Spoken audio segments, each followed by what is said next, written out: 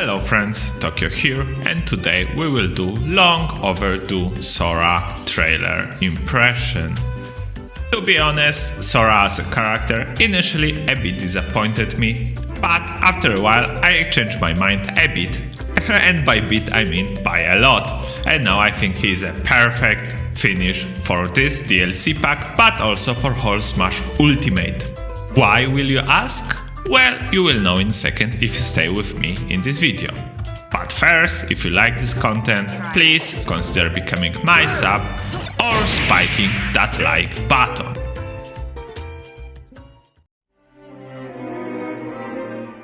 Before we talk about Sora, let's talk about what hyped me immediately, and it was Doomslayer Mii costume. Overall, if you are my age or even older, you may remember times where a pirate version of Doom was installed on every school PC. Doom, even if it wasn't first-person shooter, it was by far the most influential one, and I think we can call it safely granddaddy of all first-person shooters. At least in my opinion.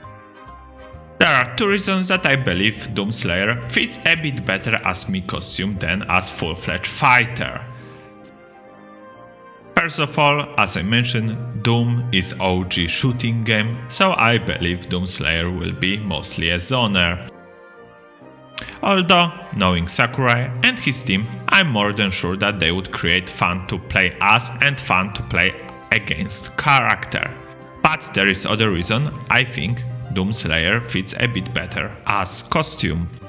And the reason is that Doomslayer is, let's say, very aggressive character. Doom always was known for brutality, especially in comparison for other games from its period. Of course, if we took the OG Doom and compare it to nowadays game, it may seem pretty timid. But at the times, it was Doom and Mortal Kombat that were these games just stand out in terms of overall brutality. And I believe if his aggressiveness would need to be toned down a bit just for him to fit a Smash PGR rating, a lot of people would be just disappointed. Of course, Doomslayer had a lot of comparison to Master Chief. At least in Smash Prediction, people were always saying something like, "Oh, we will have one green suit shooter guy in Smash, and now which one? Doomslayer or Master Chief?" But overall, I believe if we had to pick one, Doomslayer is more deserving the spot. I believe that Doom is not only cult classic among FPS fans, but overall one of the most important game of all times. Even though I believe that maybe Master Chief could have better moveset, again I think Doomslayer is more, let's say, deserving character. Sorry Halo fans, but yeah. Sorry Halo fans. And with Sora, let me explain why I initially wasn't feeling so hot about the character. As I already mentioned a few times on my videos, I'm a 30-year-old boomer, like literally 30-year-old right now. And I just love Final Fantasy games, especially the PS1 Final Fantasy era, and I mean Final Fantasy 7, 8 and 9, with honorable mention of Final Fantasy 6. Those are probably my favorite games of all time. And here I just feel that I need to add, I'm not Final Fantasy turn-based elitist. If you prefer action RPGs, that's, as valid as my opinions about the game. Or I don't know, if you prefer this Chocobo kart racing game or critically acclaimed multiplayer online RPG Final Fantasy XIV, it's as valid as me liking the turn-based Final Fantasy games. So why didn't I like Sora then? It came out, Kingdom Hearts came out around same time as Final Fantasy X came out, so it was just all I liked the most at the time. Yeah, but first of all, I didn't like Final Fantasy X. My love with Final Fantasy ended with Final Fantasy IX, and if you wonder why, let's just see how main character of Final Fantasy X look like. Yeah, he looks like that. So, I mean, just remember I was a kid at the time, and if you compare him to Cloud or Squall or even Zidane, I mean, he looks kind of lame to me. To be honest, he looks kind of lame to me. And Sora, on the other hand, is like tedious, but even more. Yeah, the Sora guy, I don't really get this design. This trousers, this color palette, and especially those shoes. What are those even? I mean, I know what's the deal. It's to make him a bit more similar to Mickey Mouse. Yeah, but Mickey Mouse has big shoes as well. But Mickey Mouse as character, it doesn't have human proportions. Mickey Mouse has big head, very big hands, and very big feet. And that's why he has also very big shoes. So the shoes he wears make sense for that character. But Sora, he's just looking like he's wearing clown shoes. And how does he walk and perform or his aerial trick and combat with those is beyond my understanding. I think they are looking ridiculous even now. Yeah, it's just those shoes, man. And again, does Sora has big feet like Mickey Mouse feet? I mean, does he ever take his shoes out in the games? Does anyone has Sora's feet pics? Just for research. On the other hand, Kingdom Hearts is the game that came out a long time ago, and I was pretty young at the time. Let's see how long it was released. 2002. Okay, so I was 11 at the time, so my taste changed a bit since then. What also was changed with time was Sora design itself. With later Kingdom Hearts games, Sora design was toned down a lot. And there is third thing that grew with time, and it is fashion. Mr. Nomura, the designer for Final Fantasy at the time, but also Kingdom Hearts, it is well known fact that he is big fan of high fashion, and I think you can see it with Sora. Even though it looked ridiculous back then, now Sora costume is something I could imagine trendy pop star could wear. Of course, but the shoes, still hate them. Of course, if you ever had any job interview, you know how important first impression is, so I still don't really like Sora's character. So why do I think that Sora is such a perfect end for Smash Ultimate? Here I need to say one word: intent. And I mean intent by Sakurai and his team. If we believe Sakurai, Sora is character that won Smash Ballot back then. So, in the mind of Sakurai, his team and whole Nintendo, Sora is character Smash fans want the most. But that put them in a bit uncomfortable position. Sora is character owned by two companies. First one is Square Enix, that we already know are pretty difficult to work with. At least in terms of Smash representation. We could see that with Cloud in Smash Ultimate with only 2 songs and no extra spirits but Cloud Fighter Spirit, and later with Hero, which song list was also very limited. Truth to be told, Sephiroth DLC was amazing, but I think point still stands and Square Enix isn't the easiest company to work with. And if you thought that was problematic, the other company is Walt Disney itself, probably the biggest media company in the world that is known for being very possessive of their intellectual property. So Sakurai and whole Nintendo probably even legal department had more work with Sora than Sakurai himself. They had to pull all the strings they had to make that happen, and they had a lot of lower hanging fruits to use. And I'm not talking about new Pokemon, of course that would be super easy, but let's say Doomkai. We already have his Mii costume, so it probably wouldn't be too difficult to make him full-fledged fighter, at least from legal point. And I wouldn't say that Doomkai would be a disappointing character to anyone. Let's go back to what I was saying at the start of this video about Doom and Doomslayer. In fact, I believe he would be amazing DLC. But Sakurai and his team with this last DLC wanted to give fans exactly what they want, no matter how difficult it would be to implement into the game.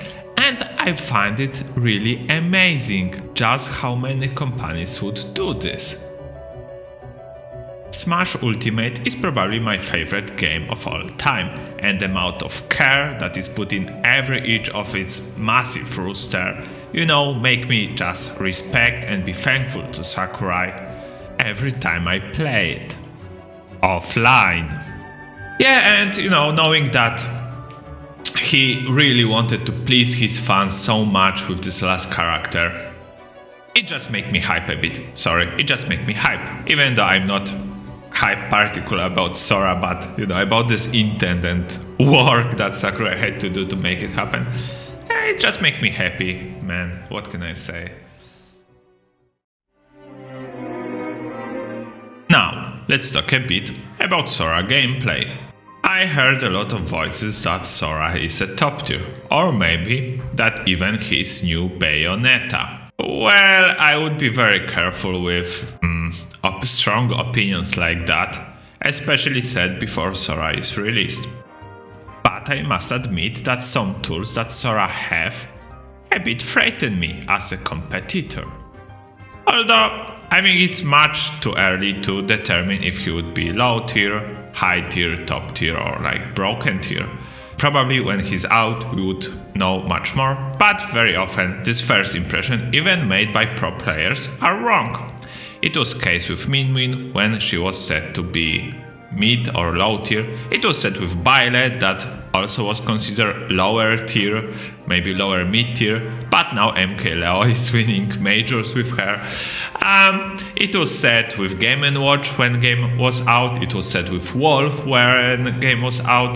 Game & Watch was even put as the low tier or bottom tier by some players. So yeah, we would need Sora needs to be out, and we would need to have some time with him, and then we could determine if he's top tier or not, to be honest.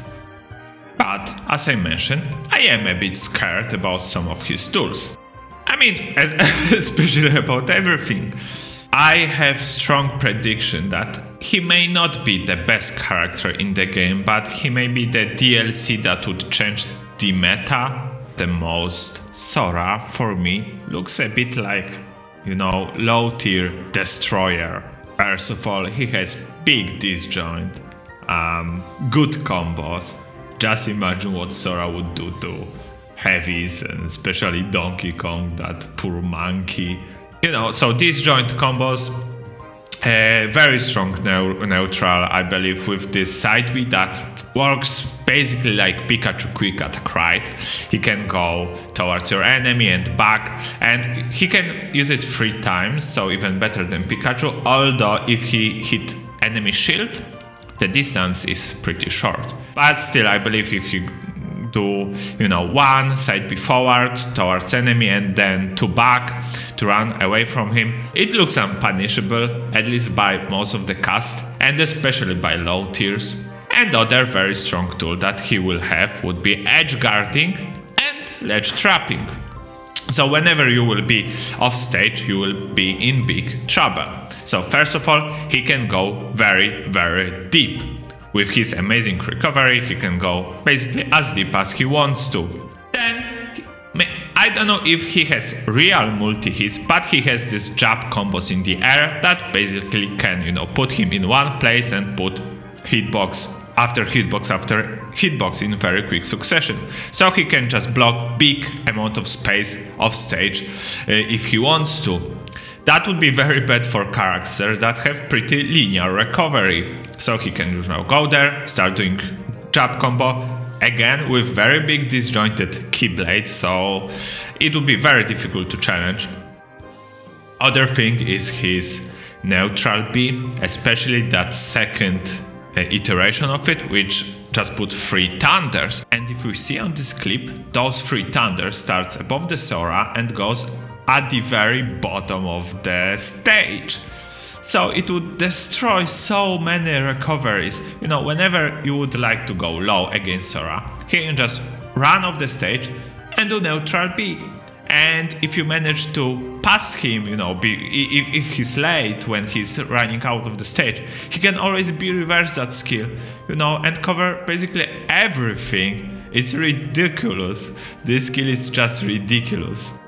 And even though with, all Sora can do with these thunders, with his big disjoint, if you manage to get past him, with his amazing recovery, he probably will be at this stage sooner than you, and he will be ready for ledge trapping, which is amazing with him as well, because not only he has, big disjoint, but also whenever he will already use the thunders off stage, what iteration of neutral B he will have? He will have Ice Climber's freezing.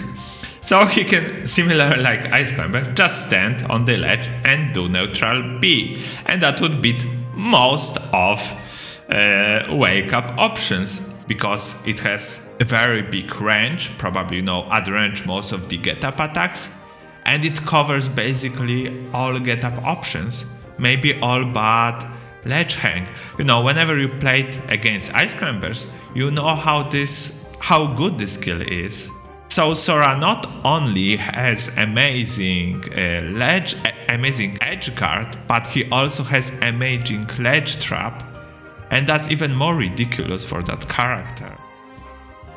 He has one last thing that would make him very good at both ledge trapping and edge guarding, and this is his counter. He also has counter, so all that recovers like Ike, like Bowser, like Donkey Kong, like everything that has hitbox and a bit on the slower side, can be just, run off counter, you edge guarded your enemy, you have a stock.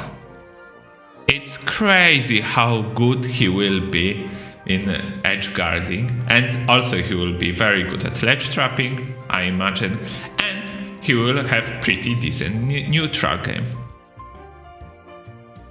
So why I believe that he will be low tier destroyer more than the ones that we already have, like Pikachu. Pikachu is low tier destroyer as well. He has very good projectile, very good combo, very good edge guarding, very good recovery, just like Sora. But Pikachu has one weakness that Sora don't, namely, he's difficult to play.